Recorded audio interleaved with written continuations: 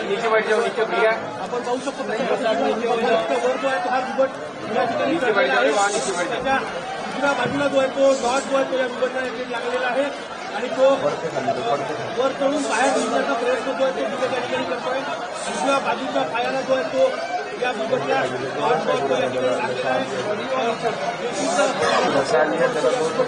या ठिकाणी सुरू आहे की या बिबट जो आहे त्याचा कोणत्या इमारतीमध्ये जाण्याचा प्रयत्न जो आहे तो चढला चढला चढला आपण